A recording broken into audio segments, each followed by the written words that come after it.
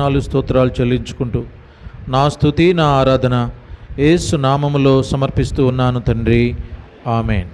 మనం లేచి నిలబడి ఒక పాట పాడుకుంటాం. అలాగే సండే స్కూల్ టీచర్స్ కానీ పిల్లలు కానీ వచ్చేసేయమని చెప్పండి, ఎందుకంటే ఎక్కువ మంది పిల్లలు లేరు కాబట్టి ఈ రోజున చక్కగా వాక్యం కూడా వాళ్ళు వినొచ్చు. దయచేసి అమ్మ ముందుకు రండి. ఇక్కడ మీరు కొంచెం ముందుకు జరిగితే ముందు లేని వాళ్ళు ఆ ఫ్యాన్ల కింద ఇంకొక లైన్ కూర్చోవచ్చు. దయచేసి గమనించండి. ఇది కొంచెం సౌండ్ పెట్టినానా, ఇది పెట్టి లైన్స్లో ఉండండి, ఎందుకంటే బల్ల పంచేటప్పుడు కూడా అంత ఇబ్బంది లేకుండా ఉంటుంది. నీ స్వరము వినిపించు ప్రభువా, నీ దాసుడా ఆలకించున్ అనే పాట పాడుకుంటాం. పాట సంఖ్య 481, పాట సంఖ్య 481. అలాగే కొన్ని పుస్తకాల్లో 477 మొదటి వచనం ఆఖరి వచనం పాడుకుంటాం. ఈ పాట కూడా అందరికీ వచ్చిన పాటే. అందరం కలిసి బిగ్గరగా చక్కగా ప్రభుని గణపరుస్తూ పాడుకుంటాం. నీ స్వరము వినిపించు ప్రభువా, నీ దాసుడాలకించున్. నీ స్వరము వినిపించు ప్రభువా, నీ దాసుడాలకించున్. నీ వాక్యమును నేర్పించు, దాని యందు నడుచునట్లు నీతో. నీ వాక్యమును నేర్పించు, దాని యందు నడుచునట్లు నీతో. నీ స్వరము వినిపించు ప్రభువా, నీ దాసుడాలకించున్. నీ స్వరము వినిపించు ప్రభువా, నీ దాసుడాలకించున్. ఉదయమునే లేచి నీ స్వరము వినుట నాకు ఎంతో మధురము. ఉదయమునే లేచి నీ స్వరము వినుట నాకు ఎంతో మధురము. దినమంతటి కొరకు నన్ను సిద్ధపరచు, రక్షించు ఆపదల నుండి, రక్షించు ఆపదల నుండి. నీ స్వరము వినిపించు ప్రభువా, నీ దాసుడాలకించున్. నీ స్వరము వినిపించు ప్రభువా, నీ దాసుడాలకించున్. ఆఖరి వచనం. నా హృదయములోని చెడు తాళంపులను ఛేదించు నీ వాక్యము. నా హృదయములోని చెడు తాళంపులను ఛేదించు నీ వాక్యము. నీ రూపమునకు మార్చును నన్ను, నీదు మహిమ కొరకేగా, నీదు మహిమ కొరకేగా. ఈ స్వరము వినిపించు ప్రభువా, నీ దాసుడాలకించున్.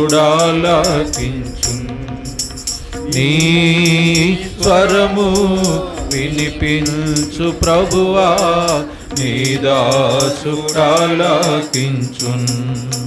నీ వాక్యమును నేర్పించు, దాని యందు నడుచునట్లు నీతో. నీ వాక్యమును నేర్పించు, దాని యందు నడుచునట్లు నీతో. నీ స్వరము వినిపించు ప్రభువా, నీ దాసుడాలకించున్. నీ స్వరము వినిపించు ప్రభువా, నీ దాసుడాలకించు. అందరం కూర్చుంటాం. అందరూ మన దగ్గర బైబిల్ పైకెత్తి అందరం కలిసి బైబిల్ పల్లవి పాడుకుంటాం. మన దగ్గర ఉన్న పరిశుద్ధ గ్రంథాలు పైకెత్తి అందరం కలిసి బిగ్గరగా బైబిల్ పల్లవి పాడుకుంటాం. పఠింప శ్రేష్ఠ గ్రంథము బైబిల్. పఠింప శ్రేష్ఠ గ్రంథము బైబిల్. పఠింప శ్రేష్ఠ గ్రంథము బైబిల్. అనుదినం పఠించిన ప్రేమతోడ నడుపును. ఓ పఠింప శ్రేష్ఠ గ్రంథము Bible. The best book to read is the Bible. The best book to read is the Bible. If you read it every day, it will help you all the way. Oh, the best book to read is the Bible. दुनिया में सबसे प्यारे पुस्तक Bible. दुनिया में सबसे प्यारे पुस्तक बाइबल. पढ़ेंगे उस बरोस सामने का तेरा कोई न हो. दुनिया में सबसे प्यारे पुस्तक बाइबल. రోమీలకు రాసిన పత్రిక. అపోస్తలుడైన పౌలు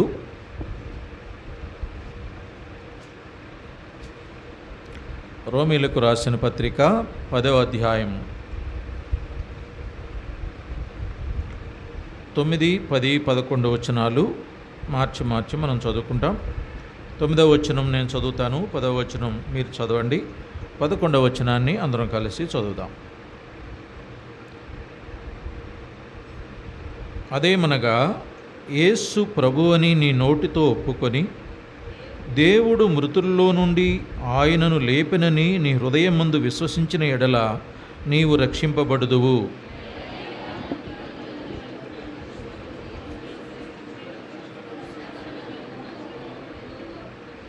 పదకొండవ వచనం అందరం చదువుదాం. ఏమనగా, ఆయన యందు విశ్వాసముంచువాడెవడును సిగ్గుపడడని లేఖనము చెప్పుచున్నది. కొరింథీయులకు రాసిన మొదటి పత్రిక 11వ అధ్యాయము 28వ వచనాన్ని కూడా అందరం కలిసి చదువుకుంటాం. ఈ వాక్య భాగము చాలా సుపరిచితమైన వాక్య భాగము, అందరం కలిసి చదువుదాం. కాబట్టి ప్రతి మనుష్యుడు తను తాను పరీక్షించుకొనవలెను, అలాగు చేసి ఆ రొట్టెను తిని ఆ పాత్రలోనిది త్రాగవలెను. చిన్న ప్రార్థన. మోకరించగలిగిన వారు మోకరించండి, లేదా తలలు వంచి ఏకీభవించండి. కృపగల తండ్రి, ఆరాధన వర్తమానములో మీ దాసుని మీరు మరుగుపరిచి నీ విమోచన కార్యాన్ని మాకు మరలా జ్ఞాపకం చేశారు. కృపగల తండ్రి, ఆత్మతో సత్యముతో నిన్ను ఆరాధించుటకు నాయన మాకు అర్హత లేనప్పటికీ కూడా కృపగల దేవా, మీరు చూపించిన దయాళత్వమును బట్టి, మంచితనమును బట్టి, నీ కృపా కనికరములను బట్టి కృపగల తండ్రి, నీ పరిశుద్ధ రక్తముతో మమ్మలను కడిగి విమోచించి విడుదల చేసి రక్షణ ఇచ్చిన ఆ గొప్ప ఆధిక్యతను బట్టి మిమ్మలను ఆరాధించుటకు మీరు మాకు సహాయపడ్డారు. కృపగల తండ్రి, మా మధ్యలో నీ బల్ల ఉంచినందుకు స్తోత్రాలు. నాయన, నీ వాక్యము ద్వారా కొద్దిసేపు మేము నాయన వాక్యాన్ని విని ఆ వాక్యము ద్వారా సంధింపబడి ఒప్పింపబడి, కృపగల తండ్రి, నీ వాక్యమును బట్టి మేము పరీక్ష చేసుకుని యోగ్యముగా నీ బలలో చేయవేయగలిగిన కృప మీరు మాకు అనుగ్రహించండి. నిష్ప్రయోజక దాసుడునైన నన్ను కూడా మీ సిలువ చాటును మరుగుపరచండి. పరలోకములో నుండి కెరూబులు సెరూబుల మధ్య నుండి నీ కరుణాపీఠము నుండి నీ మెల్లని మృదువైన జుంటి తేనె దారుల కంటే మృదువైన అమృతంగా ఉన్న రుచి కలిగిన నీ వాక్యమును, తీపి అయిన నీ వాక్యమును మాకు వినిపింపజేసి మీరే మహిమ పొందుమని యేసు నామములో ప్రార్థిస్తూ ఉన్నాము తండ్రి, ఆమేన్.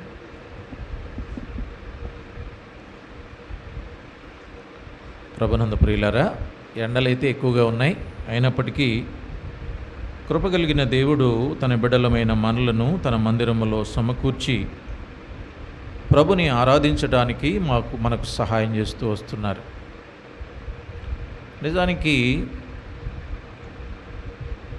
దేవుని యొక్క మందిరములో మనం గడపటం అనేది, దేవుని మందిరములోనికి వచ్చి ప్రభుని ఆరాధించటం అనేది, దేవుని వాక్యాన్ని విని తృప్తిగా ఇంటికి వెళ్ళడం అనేది, అది ఎంత మనము డబ్బుతో కొనగలిగింది కాదు. అది దేవుడు మనకు ఉచితంగా ఇచ్చిన గొప్ప ఆధిక్యత అని మనం జ్ఞాపకం చేసుకోవాలి. ఈ ఎండ వల్ల కొంచెం కష్టమైతే అయ్యుండొచ్చు, కానీ మనం ఎక్కడ ప్రభు సన్నిధికి వెళ్ళడానికి వెనుదీయకూడదు. అందుకనే మనం టైమ్స్ కూడా మార్చుకున్నాం. చాలామంది బిడ్డలు మొదటి పాటకే వచ్చారు, కొంతమంది బిడ్డలు, కానీ కొంతమంది అయితే ఆలస్యంగా వస్తున్నారు. మీరు చూసుకోండి. ప్రేమపూర్వకంగా మీకు నేను మనవి చేస్తున్నాను, 11 గంటలకల్లా మనం ఖచ్చితంగా మనం ముగించుకుంటున్నాం. తర్వాత కొన్ని స్నాక్స్ అవి తీసుకొని మనం వెళ్ళిపోతున్నాం. కాబట్టి మీ కుటుంబాలుగా రండి, ముందుగానే మీరు అన్నీ ప్రిపేర్ చేసుకోండి. ప్రిపేర్ చేసుకొని చక్కగా దేవుని సన్నిధికి వస్తే దేవుని సన్నిధిని అనుభవిస్తారు. దేవునికి ఆరాధన చేయడం కూడా గొప్ప భాగ్యం. ఇక్కడ పౌలు గారు రోమీయులకు రాస్తున్నాడు. రక్షణ అనే విషయం గురించి మాట్లాడుతూ ఆయన కొన్ని విషయాలు చెప్పాడు. ఇదిగో నీ పాపాలు మనం ఒప్పుకుంటే, మనము దేవుని ఎడల విశ్వాసం కలిగి ఉంటే దేవుడు నీ పక్షంగా ఎలా ఉంటాడు, దేవుడు నీ కుటుంబంలో నీ వ్యక్తిగతంగా ఎటువంటి కార్యాలు చేస్తాడు అనే విషయాలు ఇక్కడ పౌలు గారు ప్రస్తావిస్తూ విశ్వాసాన్ని గురించి కూడా ఆయన నొక్కి చెప్తున్నట్లుగా మనం వింటున్నాం.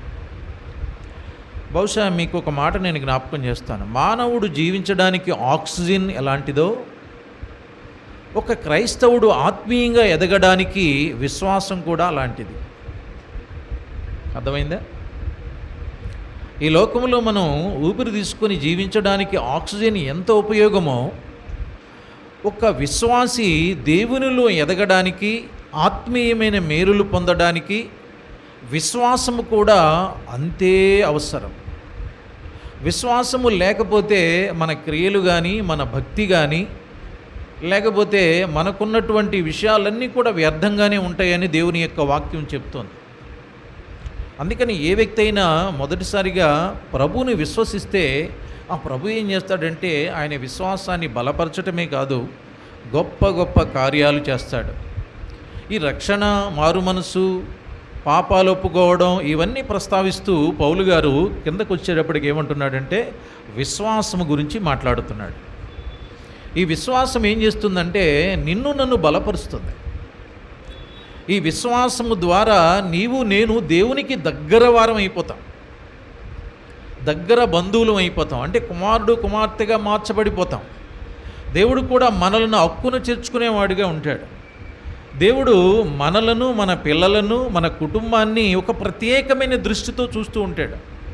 మీరు ఎప్పుడైనా బైబిల్ గ్రంథములో చూడండి, అనేక సందర్భాలలో ప్రభు అయినటువంటి దేవుడు వారి వారి విశ్వాసాన్ని జ్ఞాపకం చేస్తూ ఎలివేట్ చేస్తూ ఉంటాడు.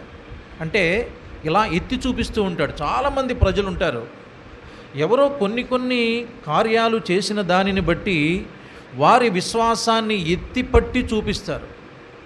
మీరు బాగా గుర్తుపెట్టుకోండి, ఎవరైనా అధికారి మనం చేసిన దాన్ని, ఎదిగో ఫలానా అమ్మాయి ఇంత గొప్ప పని చేసింది, చప్పట్లు కొట్టండి అంటేనే మనం ఎంతగానో సంబరపడిపోతాం.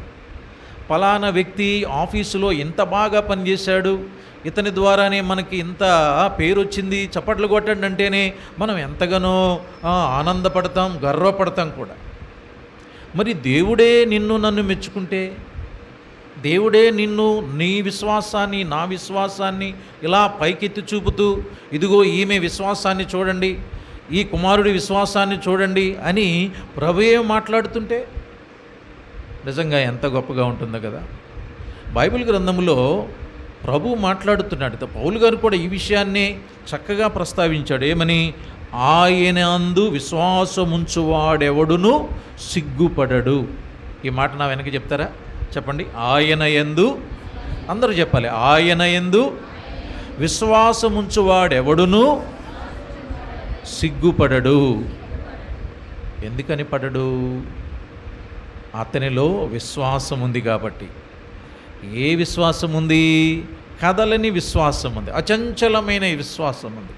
నా ప్రభు నా కొరకు ఏదో చేస్తాడు, తప్పనిసరిగా ఆయన దగ్గరికి వెళ్తే నేను సిగ్గుపడను, ఖాళీ చేతులతో రాను. ప్రభు నన్ను పంపించడు, నన్ను తృప్తిపరుస్తాడు, లేకపోతే నాకు మేలు చేస్తాడు, నన్ను ఆశీర్వదిస్తాడు. ఈ భావం ముందు చూసారా? ఇది దేవునిలో మనకున్నటువంటి అచంచలమైన విశ్వాసం. అందుకని ప్రభు చాలాసార్లు మాట్లాడుతుంటాడు, విశ్వాసము లేని మూర్ఖతరము వారలారా అంటాడు ఆయన. ఈ తరములో ఏమి లేదు, విశ్వాసులకి విశ్వాసమే లేదు. నేతి బీరకాయలో నెయ్యి ఎట్లా ఉండదో, విశ్వాసంలో కూడా విశ్వాసం కనబడని పరిస్థితులు ఈ లోకంలో ఉన్నాయి. ఆయన ఈ మాట చెప్పేటప్పుడు చాలామంది అక్కడ ప్రజలు ఉన్నారు, శిష్యులు కూడా ఉన్నారు. ఆయన శిష్యులకు కూడా వినపడేటట్లు ఈ మాట చెప్తున్నాడు, విశ్వాసము లేని మూర్ఖతరము వారలారా. ఇంకెంతకాలం మీతో ఉంటాను? ఎంతసేపు నామకార్థమైన భక్తేనా? రావటం వెళ్ళిపోవడం, వాక్యం చదువు వినటం వెళ్ళిపోవడం, బలలో చేయవేయడం వెళ్ళిపోవడం, ఏదో ప్రార్థన చేయడం వెళ్ళిపోవడం, ఆరాధన చేయడం వెళ్ళిపోవడం, అలవాటుగా రావటమేనా? నీలో ఏదైనా విశ్వాసం ఉందా? ఈ విశ్వాసము ద్వారా దేవుడు నీ జీవితంలో కార్యాలు చేస్తున్నాడా? నీ జీవితంలో సమృద్ధినిస్తున్నాడా? దేవుడు నీ జీవితానికి మేలు చేస్తున్నాడా లేదా? లేదు అంటే నీలో విశ్వాసం లేదని అర్థం. నీలో విశ్వాస పరిమాణం చాలా తక్కువగా ఉందని అర్థం. దేవుని మీద నువ్వు నమ్మకం పెట్టుకోలేదని అర్థం. దేవుడు నా కార్యాలు ఏదైనా చేయగలడనేటువంటి దృఢమైన నమ్మకం, విశ్వాసం నీలో లేదని అర్థమే. అందుకనే దేవుని వాక్యాలు కూడా చాలా చక్కగా మాట్లాడతాయి. హబక్కూకు గ్రంథములో మీరు చూడొద్దు కానీ ఒక మాట అంటాడు, నీతిమంతుడు విశ్వాస మూలముగా బ్రతుకును అంటాడు. చూసారా? బ్రతకడానికి ఏం కావాలి? తిండి కావాలి. అమ్మా వింటున్నారా? బ్రతకడానికి ఏం కావాలి? తిండి కావాలి, నీరు కావాలి, అవునా? ఆక్సిజన్ కావాలి. వీటిని ద్వారా మానవుడు బ్రతుకుతాడు. కానీ గ్రంథం ఏం చెప్తుందో తెలుసునా? నీతిమంతుడు అనగా దేవుని చేత రక్షింపబడినవాడు, దేవుని యందు భయభక్తులు కలిగినవాడు, దేవుని నమ్ముకున్నవాడు, దేవుడు ఎవరినైతే రక్షించాడో, ఎవరైతే ఆరాధన చేస్తున్నారో, ఎవరైతే ఆయన ఆలయానికి వస్తున్నారో వాళ్ళు దేని మూలంగా బ్రతుకుతారో తెలుసునా? దేని మూలంగా? విశ్వాసము మూలముగా. చెప్పండి, అందరూ చెప్పండి, దేని మూలముగా? అది. ఈ విశ్వాసము లేకపోతే మన జీవితాలు అసంపూర్తిగా ఉంటాయి. అంటే ఖాళీగా ఉంటాయి అన్నమాట. ఏదో వెళ్తున్నాములే, నామకార్థంగా ఉంటాయి. అందుకని ప్రభు అయినటువంటి దేవుడు ఇంత చక్కగా దేవుని యొక్క వాక్యాన్ని మనకు జ్ఞాపకం చేస్తున్నాడు. ఇంకొక మాట నేను చూపిస్తాను రండి. హెబ్రీలకు రాసిన పత్రిక 11వ అధ్యాయం, హెబ్రీ 11:6.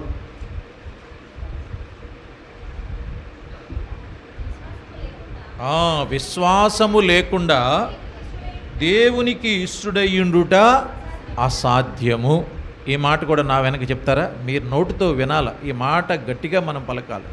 చెప్పండి, విశ్వాసము లేకుండా దేవునికి ఇష్టడయ్యుండుట అసాధ్యము, ఇంపాసిబుల్ అన్నమాట.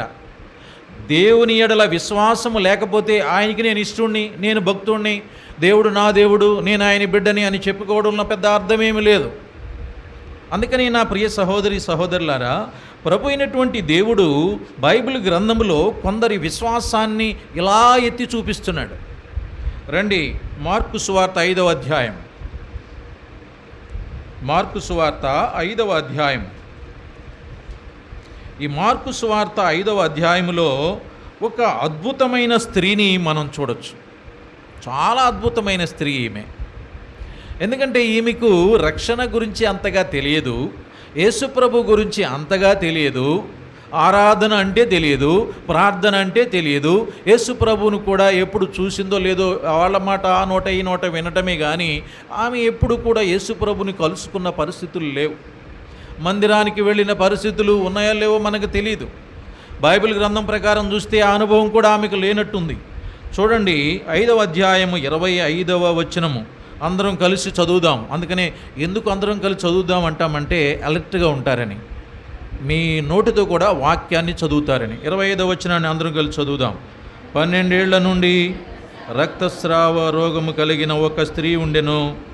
ఆమె అనేక వైద్యుల చేత ఎన్నో తిప్పలు పడింది. మానవ జీవితం అంటేనే తిప్పలు, తంటాలు, ఒడిదుడుకులు, కష్టాలు, నష్టాలు, ఏడుపులు, బాధలు, దుఃఖము, ఇవన్నీ ఉంటాయి. కానీ ఈ స్త్రీ మాత్రం రక్తస్రావంతో బాధపడుతోంది. ఎన్ని సంవత్సరాల నుంచి బాధపడుతోంది? చెప్పండి, ఎన్ని సంవత్సరాల నుంచి? 12 సంవత్సరాల నుంచి. చాలామంది వైద్యుల్ని సంప్రదించింది, చాలామంది దగ్గరికి వెళ్ళింది, ఆస్తి పోగొట్టుకుందేమో. చాలా బంధువులు, తల్లిదండ్రులు కూడా ఏమంటారు, అమ్మ ఇంత ఖర్చు పెట్టే మేమేం చేయగలం అని చేతులు ఎత్తేసారు బహుశా. అయితే ఇటువంటి సమయంలో దేవుడు ఈమె మదిలో, ఈమె హృదయంలో ఒక విశ్వాసం అనే విత్తనాన్ని నాటుతున్నాడు. అది గుర్తుపెట్టుకోవాలి. మరి ఈమె హృదయంలోనికి తలంపు ఎట్లా వచ్చిందనేది మనకు తెలియదు, కానీ దేవుడు ప్రేరేపించాడో లేకపోతే ఆ నోట వాళ్ళు వీళ్ళు అమ్మలక్కలు, అమ్మ నువ్వు చాలా కాలం నుంచి బాధపడుతున్నావు, నీ మందులు వేసుకుంటున్నావు తగ్గట్లేదు, డాక్టర్ దగ్గరికి వెళ్తున్నావు తగ్గట్లేదు, స్పెషలిస్టుల దగ్గరికి వెళ్తున్నావు ఉపయోగం లేదు, నీ ఇది ఎక్కడ వేసిన గొంగళి అట్లాగే ఉంది. ఒక్కసారైనా ప్రభు ఒక ఆయన, అది యేసు ప్రభు అని ఆయన తిరుగుతున్నాడు గ్రామాల్లో, పట్టణాల్లో, ప్రజలను ఎన్నో రోగాలతో బాగు చేస్తున్నాడు అని ఒకవేళ చెప్పారేమో, మనకు తెలియదు, విందేమో. ఏది ఏమైతే మాత్రమే ఆమెలో ఒక నమ్మకం అనేటువంటి విత్తనం మాత్రం పడింది. ఏం జరిగింది? ఆమె అన్ని ప్రయోజనం చేసింది. కానీ 27వ వచనం చూడండి. ఈ వచనం కూడా మీరు చదవాలి. అందరూ కూడా నా వెనక చెప్పండి. ఆమె, అందరూ చెప్పాలి, ఆమె యేసును గూర్చి విని. చూసారా, విందంతే. యేసును గూర్చి వింది. ఆయన చూడలేదు, ఆయన దగ్గరికి వెళ్ళలేదు, ఆయన దగ్గర ప్రార్థన చేయించుకోలేదు, అంతకుముందు ఎప్పుడు అనుభవమే లేదు. ఇప్పుడైతే యేసు ప్రభువుని గురించి విని వెంటనే ఆమె హృదయంలో పడిన విత్తనము ఇదిగో నెమ్మదిగా విశ్వాసం అనే విత్తనము చిగురించడం మొదలుపెట్టింది, మొలకెత్తడం ప్రారంభించింది. వెంటనే ఆమె ఇక ఏం తడవలేదు. బహుశా ఇంటి వాళ్ళకు చెప్పిందో లేదో తెలియదు. బలహీనంగా బక్క చిక్కిపోయినటువంటి ఆ తల్లి మంచం మీద నుంచి లేచింది. చక్కగా తూలుకుంటూ అటు ఇటు పడుతూ బలహీనంగా, మరి ఎంత బలహీనమైపోయిందో. 12 సంవత్సరాల నుండి రక్తం పోయింది, తెల్లగా పాలిపోయి ఉండొచ్చు. అయినప్పటికీ ఆమె యేసు ప్రభువుని చూడడానికి బయలుదేరింది. నిజానికి యేసు ప్రభు అటే వెళ్తున్నాడు, యేసు ప్రభు ఆ త్రోవ గుండా వెళ్తున్నాడు. మీరు బాగా గుర్తుపెట్టుకోవాలి. ఎప్పుడైతే యేసు ప్రభు మీద మీకు నమ్మకం ఉందో, యేసు ప్రభుని మీరు ఎరగాలనుకుంటున్నారో, యేసు ప్రభు ద్వారా నాకు ఈ కార్యం జరుగుతుందని మీ హృదయంలో మీరు అనుకుంటూ ఉండగానే యేసు ప్రభు మీకు జవాబు ఇవ్వడానికి సిద్ధంగా ఉంటాడు. మీ కుటుంబంలో కార్యం చేయడానికి సిద్ధంగా ఉంటాడు. మీకు కావాల్సిందల్లా నమ్మకం, మీకు కావాల్సిందల్లా విశ్వాసం. మనకు ఉండవలసిందే ముఖ్యమైన లక్షణం అదే. ఆస్తిపాస్తులు లేకపోయినా విశ్వాసం ఉంటే చాలు. యేసుక్రీస్తు ప్రభువుని ఎడల అద్భుత కార్యాన్ని చేస్తాడు. ఆయన వెళ్ళిపోతున్నాడు, ఆయన వెనకాల గొప్ప జనసమూహం వెళ్ళిపోతూ ఉంది, దుమ్ములేసిపోతూ ఉంది.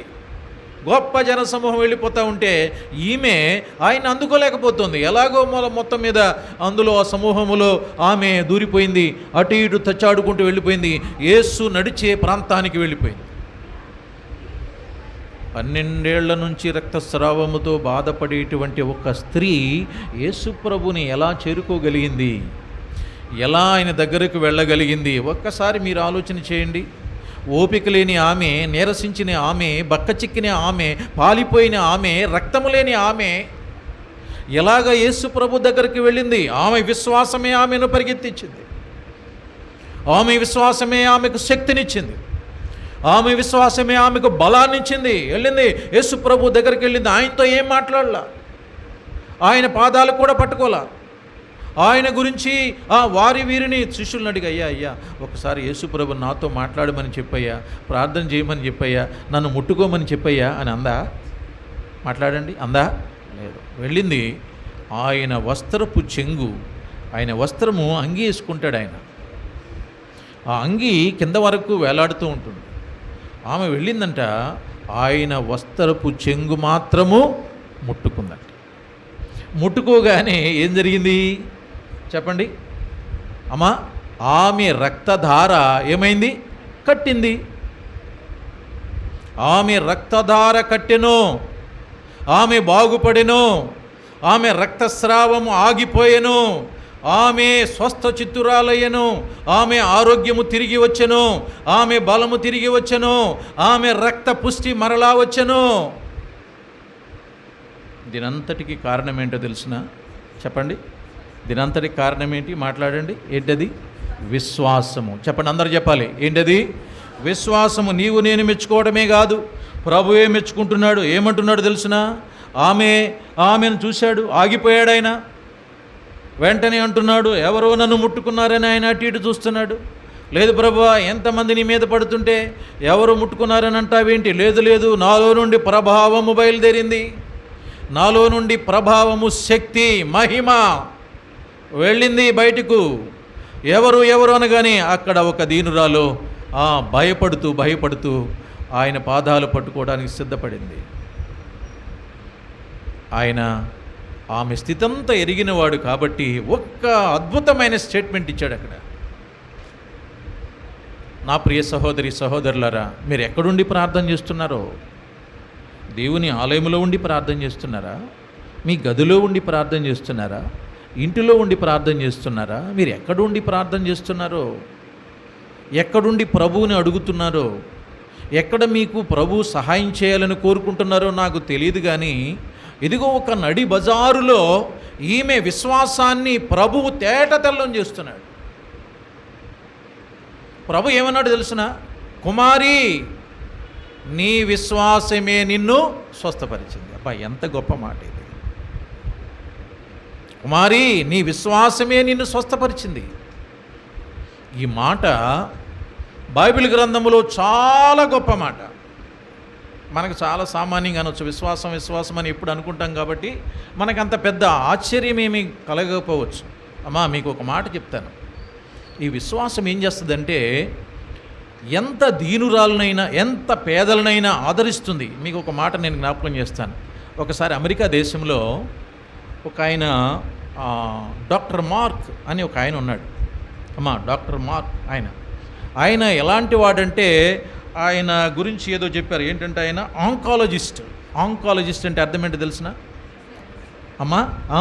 క్యాన్సర్ వ్యాధి అంటే గడ్డలు, పెద్ద పెద్ద కణితులు లోపల ఉన్న వాటికి ఆపరేషన్ చేసి ఆయన బాగా తగ్గిస్తాడు అనే గొప్ప నమ్మకం ప్రపంచ దేశాల్లో కూడా ఉంది. డాక్టర్ మార్క్ అంటే ఆయన అపాయింట్మెంట్ కోసం బోల్డ్ మంది ఎదురు చూస్తూ ఉంటారు. ముఖ్యంగా క్యాన్సర్ పేషెంట్లు. ఆయన ఏం చేశాడంటే, ఒకసారి ఒక ప్రాంతం నుండి వేరే రాష్ట్రానికి వెళ్ళటానికి ఫ్లైట్ ఎక్కాడు. మీరు జాగ్రత్తగా వినండి. వెళ్తూ ఉంటే ఆ ఫ్లైట్ ఏం జరిగిందంటే, కొద్దిగా ఇబ్బంది వల్ల మళ్ళీ వెనక్కి తిరిగి రావడం కాదు, కానీ అక్కడ దగ్గరున్న ఎయిర్పోర్ట్లో ఎమర్జెన్సీ ల్యాండింగ్ అయిపోయింది. ఎమర్జెన్సీ ల్యాండింగ్ అంటే ఏంటో తెలిసిన? అత్యవసరంగా ఆగిపోవడం. అంటే వాతావరణం బాగోకో, లేకపోతే ఇంజన్లో ఏదైనా ప్రాబ్లం వచ్చో, సిగ్నల్స్లో ప్రాబ్లం వచ్చో, పైలట్స్ ఏం చేస్తారంటే ఒక్కొక్కసారి అర్ధాంతరంగా మధ్యలోనే దింపేస్తారు ఫ్లైట్ని. ఇప్పుడు ఏం చేయాలి? ఈయన ఇంకా చాలా దూరం ప్రయాణం చేయాలి. ఈయనకి వెంటనే, ఆయనకి సామాన్యుడేం కాదు, ఆయన వెంటనే ఒక బ్రహ్మాండమైన కారు ఏర్పాటు చేశారు. ఆ కారు ఒక మైదాన ప్రాంతం గుండా వెళ్ళిపోవాలి, చాలా దూరం వెళ్ళిపోవాలి. ఒక రాష్ట్రం నుంచి, చాలా రాష్ట్రాలు ఉంటాయి అమెరికాలో, రాష్ట్రం నుంచి వెళ్ళిపోవడానికి కారు వేగంగా వెళ్ళిపోతుంది. హఠాత్తుగా ఏం జరిగిందంటే, అప్పటికే మబ్బు బట్టి ఉన్నట్టుంది, ఆ విమానం కూడా అందుకే ఆగిపోయిందేమో నాకు తెలియదు. అయితే హఠాత్తుగా ఇవి ఏమంటారంటే టోర్నడోలు అంటారు, టోర్నడోలు, స్ట్రామ్స్ అంటారు. అంటే గాలి వాన విపరీతంగా వచ్చేస్తుంది. అక్కడ వచ్చేసి ఏం చేస్తుందంటే ఇళ్ళు కొట్టుకుపోతాయి, కప్పులు వేసిపోతూ ఉంటాయి. కార్లు కూడా ఏమి లేదు. ఈయన వెళ్ళే ప్రదేశంలో మొత్తం అంతా కారు కూడా కదలలేని పరిస్థితి. అదొక చిన్న పల్లెటూరులో కనబడుతుంది. పక్కన అక్కడక్కడ కొన్ని ఇళ్ళు మాత్రం ఉన్నాయి, చిన్న చిన్న ఇళ్ళు. ఇవి వెళుతూ ఉంటే బురదమయం అయిపోయింది. కారు కూడా వెళ్ళిపోవడానికి, బయటకు ముందుకెళ్ళడానికి అవకాశం లేదు. అంత బురద, వర్షము. ఏం చేయాలా? డ్రైవర్ అన్నాడు, సార్ నేను కారుని చూసుకుంటాను, మీరు దిగండి, ఇదిగో ఇక్కడ చిన్న ఇల్లు ఉన్నట్టుంది, దానిలోకి వెళ్ళండి అన్నాడు. ఈ డాక్టర్ మార్క్ క్యాన్సర్ వ్యాధి నిపుణుడు దిగాడు. దిగి ఒక చిన్న ఇంటిలోకి వెళ్ళాడు. ఇంటిలోకి వెళ్తే అక్కడ ఒక స్త్రీ వాళ్ళ అబ్బాయి, చిన్న బాబు, దాదాపుగా ఒక 10 సంవత్సరాలు ఉండొచ్చు, వాళ్ళిద్దరు మాత్రమే ఉంటున్నారు. వెళ్ళి తలుపు కొట్టగానే ఈమె ఆ వర్షంలో తలుపు తీసింది. తలుపు తీయగానే అర్థమైపోయింది, రండి లోపలికి రండి అంది. ఆయనకు ఒక టవల్ ఇచ్చిందో మరి ఏం తెలియదు, కానీ అక్కడ చిన్న కుర్చీ ఉంటే కూర్చోండి సార్ అని చెప్పింది. ఈయన కూర్చున్నాడు, ఇవన్నీ తుడుచుకుంటున్నాడు. ఎలా జరిగింది ఏంటి అనుకుంటూ ఉండగానే ఆమె లోపలికి వెళ్ళి ఒక చిన్న టీ కప్తో ఒక టీ తీసుకొచ్చింది. మీరు చూడండి, దేవుడు ఎలాగా కార్యాలు చేయడానికి పూనుకుంటాడో. ఈమె టీ ఇచ్చింది, టీ ఇచ్చి అక్కడ లేదు, వెంటనే గదిలోకి వెళ్ళింది, వాళ్ళ అబ్బాయి ఉన్న గదిలోకి. ఆ అబ్బాయి మంచం మీద ఉన్నాడు. అక్కడికి వెళ్ళి ప్రార్థన చేసుకుంటుంది. తలుపు కొంచెం దగ్గరగా వారగా వేసి ప్రార్థన చేసుకుంటుంది. ప్రభువా, నా బిడ్డని ఇంకెంతకాలం ఇట్లా ఉంచుతావు? ఇంత భయంకరమైన క్యాన్సర్తో బాధపడుతున్నాడు కదా. ఈయన గమనిస్తూనే ఉన్నాడు, ఈ స్త్రీ ఏం చేస్తుంది ఏంటని. కొంచెం ఓరగా తలుపు తీస్తుంది, టీని సిప్ చేస్తూనే ఒక ఓరకంట కనిపెడుతున్నాడు. ఈ స్త్రీ చాలా దీనురాలుగా ఉన్నట్టుంది అని ఈ డాక్టర్ మనసులో కొంచెము గమనిస్తున్నాడు, అబ్జర్వ్ చేస్తున్నాడు. ఈమె ప్రార్థన చేయటం అంటే ఈవిడికి ఎప్పుడు ప్రార్థన చేయటమేనమాట, కుమారుడి గురించి అర్థం చేసుకోవాలి. ఈమె వెళ్ళి, ప్రభువా, నేను ఎక్కడ తీసుకురాను? ఈ క్యాన్సర్ వ్యాధిని నా బిడ్డకు నేను ఎలా న్యాయం చేయగలను? ఈ ప్రపంచంలోనే ఇలాంటి నిపుణుడు ఈ ప్రాంతంలో, కొంచెం దూర ప్రాంతంలో డాక్టర్ మార్క్ అనేటువంటి ఆయన ఉన్నాడట. ఆయనకి నేను ఎట్లా కలుసుకోగలను? ఆయనకి అంత డబ్బు నేను ఎలా చెల్లించగలను? ఆపరేషన్ నేను ఎలాగ చేయించగలను? నా బిడ్డను నేను ఎలాగ రక్షించుకోగలను? అయితే నా బిడ్డ నాకు కావాలి ప్రభువా అని ఈవిడ ప్రార్థన చేసుకుంటాను. ఈ మాటలు ఎవరిన్నారు? డాక్టర్ గారు విన్నారు. సరే, ఆవిడనేమి డిస్టర్బ్ చేయలే. ఆవిడేం చేసింది, కొద్దిసేపు అయిన తర్వాత మళ్ళీ లోపలికి వచ్చింది. సార్ అని ఆ కప్పు తీసుకునేప్పుడు ఆయన అడిగాడమ్మా, నువ్వు దేని గురించి ఏదో దేవుడిని అడుగుతున్నట్టున్నావు అని అడిగి. ఈయనకి ఆ ప్రార్థన పూర్తిగా వినబడలేదు, కానీ దేవుడా అంటూ మాత్రం వినపడింది. వచ్చి అడిగితే అప్పుడు చెప్పింది, అయ్యా, నా కుమారుడు చిన్నవాడు, లోపల క్యాన్సర్ గెడ్డలు, అరుదైన వ్యాధితో బాధపడుతున్నాడు, నా దగ్గర డబ్బు లేదు. అయితే నేను విన్నాను, డాక్టర్ మార్క్ అని ఆయన క్యాన్సర్ వ్యాధి నిపుణుడంట, ఆయన మాత్రమే తగ్గించగలడంట నా బాబుకి జబ్బు అనగానే ఈయన షాక్ తిన్నాడు. నిజంగా చెప్పాలంటే ఈయన పేరు ఆవిడకి తెలియదు, కానీ పేరు తెలిసింది, కానీ ఈయన ఎవరో తెలియదు, ఆయన ఫలానని కూడా తెలియదు. ఆమె చెప్తుంటే ఈ డాక్టర్ షాక్ తిన్నాడు అంతే. హృదయం ఒకసారి ఇలా ఊపినట్టు అనిపించింది, ఏంటి ఈమె నా పేరు చెప్తుంది? అప్పుడు ఒకసారి రీల్లాగా ఆయనకి జరిగిన విషయాలన్నీ అర్థమవుతున్నాయి. అక్కడేమో విమానం ఆగిపోయింది, ఇక్కడేమో కారులో వెళ్తుంటే పెద్ద గాలి దుమారం, వర్షం, ఇక్కడ ఏ ఇళ్ళు లేవు, చాలా అక్కడక్కడ ఇళ్ళు ఉన్నాయి, కానీ ఎవరింటికి వెళ్ళాలి నేను? ఈ చిన్న ఇల్లు అయినా ఇందులోకి వచ్చేసాను. ఇందులోకి వస్తే ఈ దీనురాలను చూసిన తర్వాత నాకు అర్థమవుతుంది, దేవుడే నన్ను ఇక్కడికి రప్పించాడు. పిల్లరా, మీరు వినండి, దేవుడు ఏం చేస్తాడంటే, నువ్వు నేను విశ్వాసముతో ప్రార్థన చేసినప్పుడు దేవుడు ఏ కార్యమైనా చేస్తాడు. ఎంతటి వారినైనా నీ దగ్గరికి తీసుకొస్తాడు. తర్వాత జరిగింది ఏంటో మనకు చెప్పాల్సిన పని లేదు. ఆమె, అమ్మ నేనే ఆ డాక్టర్ మార్క్ని అనగానే ఆమె ఎంత సంతోషపడిందో, కాళ్ళు పట్టుకుందో, చేతులు పట్టుకుందో, అయ్యా నా దగ్గర డబ్బులు లేవు, మా అబ్బాయిని కాపాడతావా? మా అబ్బాయికి ఆపరేషన్ చేస్తావా? నా కొడుకుని కాపాడతావా? ప్రాణం కాపాడతావా? నేను ఒక్కడిదాన్ని, నా భర్త లేడు, నా అనేవాళ్ళు లేరు, నా కొడుకు ఒక్కడే నాకు అని ఎంత ప్రాధేయపడిందో. తర్వాత డాక్టర్ చక్కగా ఆయనకి ఆపరేషన్ చేసి ఉంటాడు, ఆ బిడ్డను బ్రతికించుంటాడు. ఈ మాట నాకు జ్ఞాపకం వచ్చింది. విశ్వాసం అనేది మానవ జీవితం, ముఖ్యంగా క్రైస్తవ జీవితంలో గొప్ప కార్యాలు చేసేదిగా ఉంది.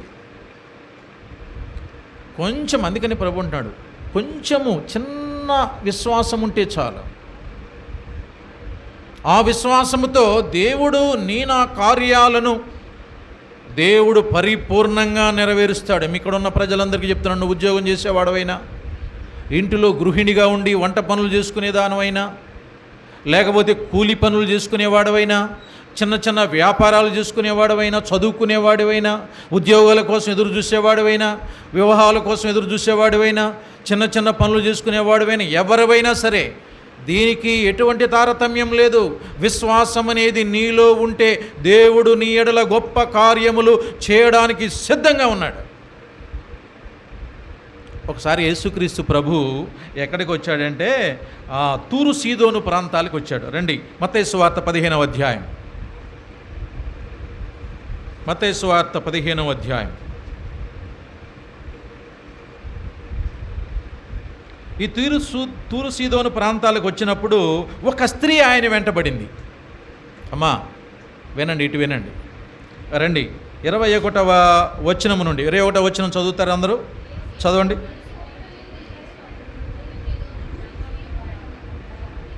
నేను అదే చెప్తూ ఉంటాను, ఎప్పుడైనా సరే మీరు చదివేటప్పుడు చక్కగా చదవాలి, కలిసి చదవాలి. అంతా దేవునికి ఎంతో మహిమకరంగా మనం చదువుకోవాలి. చెప్పండి, రండి. 22 22 కలిసి ఉన్నాయి, నాతో కలిసి చదువుదాం. యేసు అక్కడ నుండి బయలుదేరి తూరు సీదోనుల ప్రాంతములకు వెళ్ళగా, ఇదిగో ఆ ప్రాంతముల నుండి కానాను స్త్రీ ఒకటి వచ్చి, ప్రభువా, దావీదు కుమారుడా, నన్ను కరుణింపుము, నా కుమార్తె దయ్యము పట్టి బహువేదన పడుతున్నదని కేకలు వేసెను.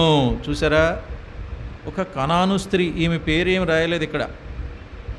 యేసుప్రభు ఆ ప్రాంతానికి వచ్చినప్పుడు బహుశా ఈవిడి కోసమే వచ్చాడేమో. ఈ తూరు సీదోను ప్రాంతాలంటే దయ్యాలకు ఆలవాలమైన ప్రాంతం ఇది. మాంత్రికులు ఎక్కువ ఉంటారు ఇక్కడ, భూత వైద్యులు ఎక్కువ ఉంటారు ఇక్కడ. చాలామంది దయ్యాలు పట్టిన వాళ్ళు ఉంటారు. వదిలించుకోలేక ఆ మందులు మింగి ఈ ఆకులతో కొట్టించుకొని ఆ గుట్టలెక్కి ఆ కొండలెక్కి ఆ మంత్రగాడి దగ్గరికి వెళ్ళి పళ్ళు ఊడిపోయి చర్మం చీకిపోయి దెబ్బలు తిని రకరకాలుగా దయ్యాల్లాగానే తయారయ్యేటువంటి మనుషులు ఉన్న ప్రాంతం ఇది.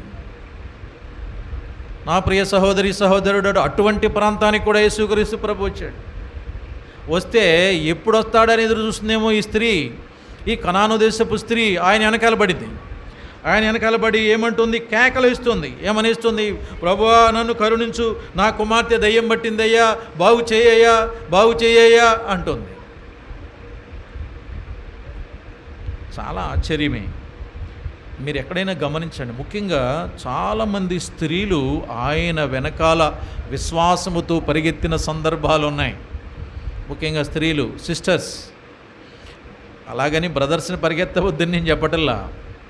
స్త్రీ ఎంత ప్రాధాన్యత కలిగి ఉందో, స్త్రీకి ఎడల, కుటుంబం ఎడల, పిల్లల ఎడల, భర్త ఎడల, రక్త సంబంధీకుల ఎడల ఒక స్త్రీ ఎంత బాధ్యతగా, ఎంత భక్తిగా దేవుని దగ్గర మొరపెట్టుకుంటుందో ఈ విషయాలన్నీ మనం జ్ఞాపకం చేసుకోవచ్చు. బహుశా ఆ స్త్రీకి భర్త కూడా ఉండవచ్చు, చాలా మంత్రగాళ్ళ దగ్గర తీసుకెళ్ళి ఉండవచ్చు. కానీ ఈ స్త్రీ మాత్రం తన కుమార్తె బాగుపడాలని గట్టి నిశ్చయంతో ఉంది. ఇప్పుడు యేసు ప్రభు వెనకాలే ఆమె బయలుదేరుతూ ఉంది. ఆమె వద్దంటున్నారు వాళ్ళు, శిష్యులు అటకాయిస్తున్నారు. చాలామంది ఆమె వినడం లేదు, ఆయన వెనకాలే పడుతుంది. ప్రభువా కరుణించు, ప్రభువా కరుణించు అని ఆయన వెనకాలే పడుతుంది.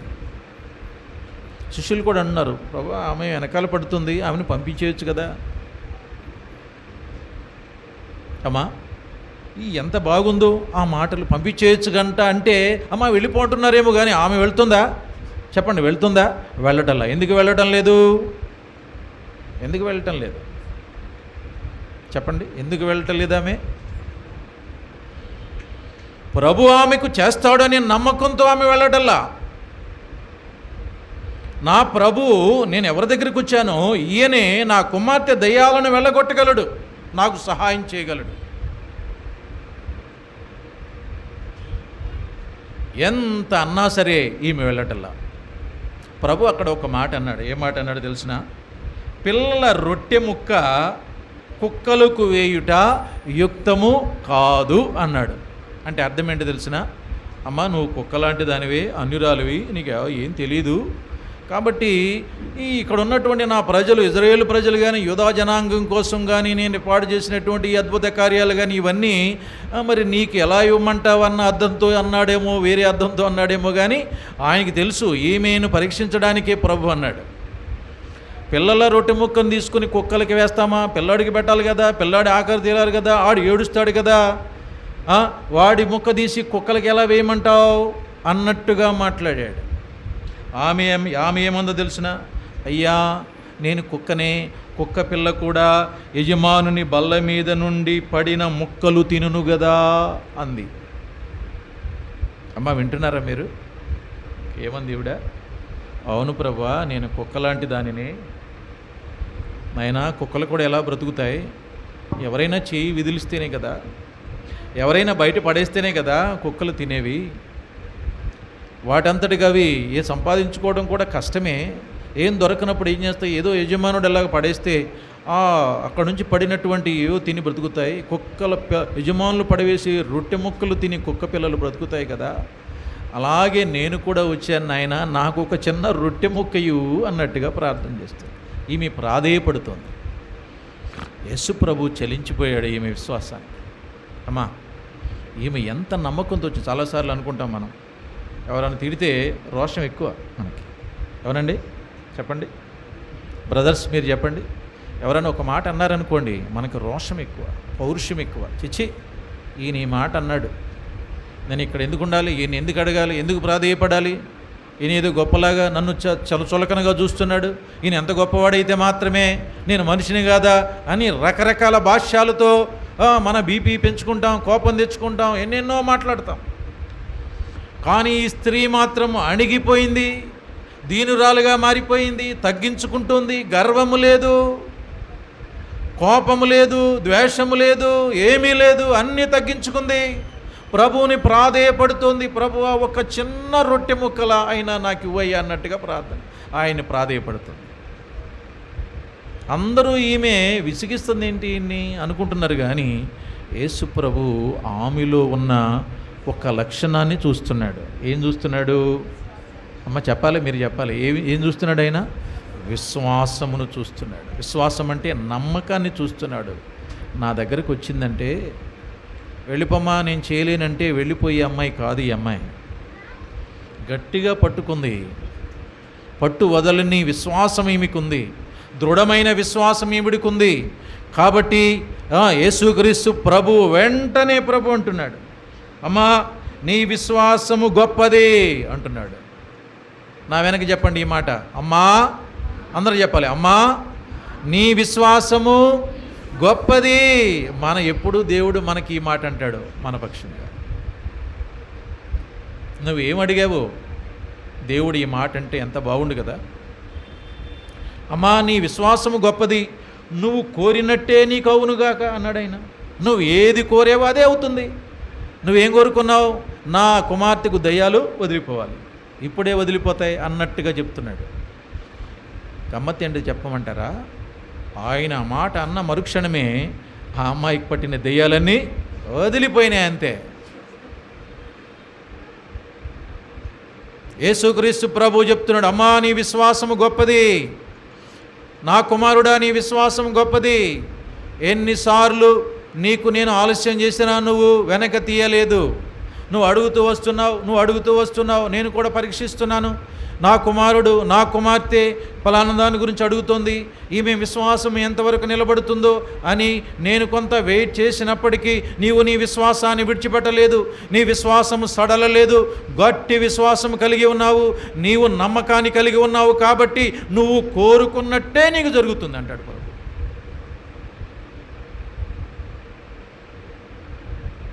ఇది ఖచ్చితమైన మాట. మీ జీవితాలలో మీరు అనుభవించి చూడాలి. ఇవాళ గుర్తుపెట్టుకోండి, ఇవాళ తారీఖు ఎంత? మే 5, 2024వ సంవత్సరం. యేసుక్రీస్తు ప్రభు మన విశ్వాసాన్ని గురించి మాట్లాడుతున్నాడు. కుటుంబంలో నువ్వు దేనిని గురించి అడుగుతున్నావు? నీ పిల్లల భవిష్యత్తు గురించి అడుగుతున్నావా? నీ పిల్లల పెళ్ళిళ్ళ గురించి అడుగుతున్నావా? లేకపోతే నీ పిల్లల గర్భఫలాల గురించి నువ్వు అడుగుతున్నావా? నీ పిల్లల ఉద్యోగాల గురించి నువ్వు అడుగుతున్నావా? నీ రోగాలు తగ్గాలని నువ్వు అడుగుతున్నావా? నువ్వు ఇక ఇల్లు కావాలని నువ్వు అడుగుతున్నావా? ఆర్థిక సంబంధమైన విషయాల గురించి నువ్వు అడుగుతున్నావా? నీ భర్త గురించి అడుగుతున్నావా? నీ భార్య గురించి అడుగుతున్నావా? దేని గురించి అడుగుతున్నావో అడిగేదేదో విశ్వాసంతో అడుగు,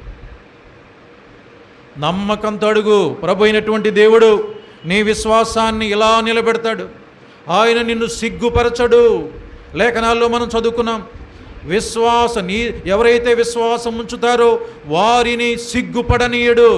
సిగ్గుపడనీయుడు, అవమానముతో తల ఉంచుకోనీయుడు. నీ తల పైకెత్తుతాడు, నీ విశ్వాసాన్ని వృద్ధి చేస్తాడు, నిన్ను బాగు చేస్తాడు, నీ కోరికను తీరుస్తాడు, నీ కార్యాలను నెరవేరుస్తాడు, నిన్ను నీ కుటుంబాన్ని ఆశీర్వదిస్తాడు. అంతే. నేను ఒక్క నిమిషంలో నేను ముగించేస్తున్నాను. ఒకసారంట ఉపవాస ప్రార్థనలు జరుగుతున్నాయంట ఒక దేవాలయంలో. ఏం జరుగుతున్నాయి? ఉపవాస ప్రార్థనలు. వర్షాలు పడటల్లా. ప్రభువా పంపుము వర్షమును అని పాటలు పాడుతున్నారు. అయ్యా వర్షాన్ని పంపించయ్యా, మాకు సరిగా నీళ్లు లేవు, పంటలకి నీళ్లు లేవు, పశువులకి నీళ్లు లేవు, నాయనా వర్షం వర్షం వర్షం.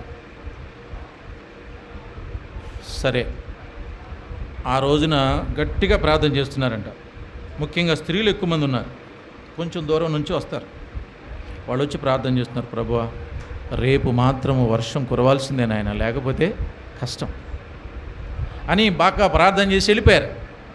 మళ్ళీ తెల్లారింది, మళ్ళీ ప్రార్థనకు వస్తున్నారు. వస్తూ ఉంటే ఒక పాప గొడుగు తెచ్చుకుంటుంది.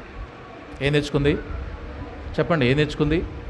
వీళ్ళు అన్నారు, గట్టిగా ప్రార్థన చేసిన వాళ్ళు, ఏమ్మాయి నీకేమైనా పిచ్చా, గొడుగు తెచ్చావేంటి? ఆవిడంది, ఆ చిన్న పాప, అదేంటంటే అలా అంటారు, నిన్నే కదా మనము గట్టిగా ప్రార్థన చేశాము, ప్రభువా వర్షాన్ని ఇవ్వు, పంటలు ఎండిపోతున్నాయి, సరిగా నీళ్లు లేవు, పశువులకు కూడా తాగడానికి నీళ్ళు లేవు, నువ్వు రేపు మాకు వర్షాన్ని ఇవ్వు నాయనా అని గట్టిగా విశ్వాసంతో ప్రార్థన చేశాం కదా, మరి దేవుడు వర్షం ఇస్తాడు కదా. అందులో ఒక పెద్ద ఆవిడంది, ఓసి పిచ్చిదానా దీని గురించి తెచ్చుకుంటున్నావా, చూడు సూర్యుడు ఎట్ట మండిపోతున్నాడు, ఇవాళ కూడా వర్షం వచ్చేటట్టు లేవు అన్నారు. వెళ్ళారు, చక్కగా దేవాలయంకి వచ్చారు, మోకరించారు, వాళ్ళు దాన్ని చచ్చిన విధంగా ప్రార్థన చేసుకున్నారు. ఇక ఆమెనని ఇంకా ఒక 5 నిమిషాలు అటు ఇటు ఉండగా మబ్బులు వచ్చేసినాయి. అమ్మా ఈ అమ్మాయి ఏం చేస్తుంది తెలుసా? చిన్న పాప, ప్రభువా నువ్వు రేపు వర్షం పాపమని మేము అడిగాం కదా, నువ్వు వర్షాన్ని ఇస్తావు కదా, నేను గొడుగు కూడా తెచ్చుకున్నా తడవకుండా ఇంటికి వెళ్ళటానికి. ఇది జరిగిన సంఘటన, ఒక ఊరిలో జరిగిన సంఘటన ఇది. నమ్మండి ప్రియ సహోదరి సహోదరులారా, వీరు ఎప్పుడైతే ప్రార్థన ముగించే సమయం వచ్చిందో కేకా మండలంలాగా పట్టేసింది మబ్బు. వీళ్ళకి వెళ్ళిపోదామని తలుపులు అవన్నీ వేసుకునే లోపే బడబడ వర్షం ప్రారంభమైంది. విపరీతమైన అద్భుతమైన వర్షం జడివానలాగా ప్రారంభించింది. ఈ ప్రార్థన చేసిన వాళ్ళ కళ్ళు తెరుచుకున్నాయి. మనం ఎలా ప్రార్థన చేస్తున్నాం, ఈ చిన్నపాటి ఈ బాలికకున్న విశ్వాసం కూడా మనకు కనబడలేదు. పైగా ఆమెను ఏలెత్తి చూపించాం, ఎండమైన గొడుగు తెచ్చుకుంటున్నామని ఎగతాళి చేసినట్టుగా మాట్లాడాం. మన విశ్వాసం ఎక్కడా? వెంటనే మోకరించారు, ప్రభువా తప్పైంది క్షమించండి నాయన, మేమే అడిగాము, మేము అడిగిన దాని మీద మాకే నమ్మకం లేదు, ఇదిగో ఈ బాలిక మా కళ్ళు తెరిపించింది. నిజానికి ఇది వినటానికి ఎలా ఉందో కానీ మన కళ్ళు తెరుచుకోవలసినటువంటి సంఘటన ఇది. నువ్వు అడుగుతున్నావు కానీ దేవుడు చేస్తాడన్న నమ్మకం నీకుందా? ఏదో అడుగుతున్నావులే అన్నట్టుగా అడుగుతున్నావా? దేవుడు గొప్ప కార్యాలు చేసేవాడు. ఇక్కడ వాక్యం ఏం చెప్తుందంటే, ఆయన యందు విశ్వాసముంచువాడెవడును ఏం పడ్డాడు? సిగ్గుపడడు. చాలాసార్లు అన్యులు అంటారు, మీ దేవుడు అది చేస్తాడన్నావుగా, చేయలేదే, మీ దేవుడు ఇది జరిపిస్తాడు వచ్చే సంవత్సరానికి అన్నావే, జరగలేదే, మీ అబ్బాయికి ఉద్యోగం వస్తుందన్నావుగా, రాలేదే, నీ జబ్బు తగ్గుతుందన్నావుగా, తగ్గలేదే, నీ దేవుడు ఎక్కడున్నాడు, ఏం చేశాడు, ఏం కార్యం చేశాడు, నువ్వు ప్రార్థన చేస్తున్నావు కదా, ఉపవాసం కూడా ఉంటున్నావు కదా, భక్తి శ్రద్ధలతో ఉంటున్నావు కదా, నీ దేవుడు ఏం చేశాడని ప్రశ్నించే వాళ్ళు ఉంటారు. నీవు నీ దేవుని ఎదుట సిగ్గుపడకుండా ఉండాలంటే విశ్వాసము నీలో ఉండాలి. విశ్వాసము లేకపోతే నీవు నేను సిగ్గుపడతాం. దేవుని దగ్గర అడిగినప్పుడు విశ్వాసముతో అడుగు, పట్టుదలగా అడుగు, విసుగకుండా అడుగు, గోజాడు, ప్రార్థన చేయి, దుఃఖపడు, ఆయన పాదాలు పట్టుకో, సడలని విశ్వాసము నీకుండాలని దేవుడు కోరుకుంటున్నాడు. అప్పుడు దేవుడు నిన్ను నిలబెడతాడు. చాలా సందర్భాల్లో మనం చూస్తాం, వచ్చే సంవత్సరం నేను ఇల్లు కట్టుకోవాలని ప్రార్థన చేశాను, దేవుడు నాకు చక్కటి ఇల్లు ఇచ్చాడు. వాళ్ళందరూ అంటున్నారు, అమ్మలక్కలు నిజంగానే అమ్మా, నువ్వు కోరుకున్నావు, నీ దేవుడు గొప్ప కార్యము చేశాడు, మంచి ఇల్లు ఇచ్చాడు నీకు. ఏమో కట్టుకుంటావో కట్టుకోలేమో అని అనుకున్నాం మేము, కానీ నీవు కట్టుకున్నావు. మీ దేవుడు గొప్పవాడు. ఈ మాటలు చాలా సందర్భాల్లో మనం అమ్మలక్కలతో, మన ఇంటి పొరుగు వారితో, మన చుట్టాల్లో, మన బంధువుల్లో, రక్త సంబంధికుల్లో చూస్తాం. దీనికి కారణం ఏంటో తెలుసునా? నీలో ఉన్న, నాలో ఉన్న విశ్వాసం. ప్రభు ఇదే కోరుకుంటున్నాడు. నా కుమారుడా, నా కుమార్తెను విశ్వాసంగా ఉండు, విశ్వాసంగా అడుగు, విశ్వాసముతో ప్రార్థన చేయి, విశ్వాసంగా మందిరానికి రా. నువ్వు అడిగినదల్లా నేను ఇవ్వడానికి సిద్ధంగా ఉన్నాను. తలలు వంచండి.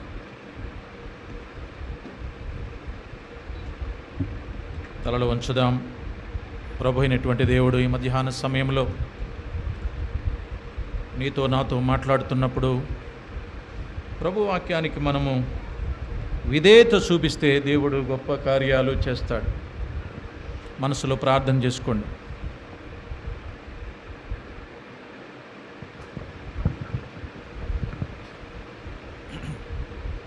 ప్రభువా, నా విశ్వాసాన్ని కూడా వృద్ధిపరచు నాయనా. నేను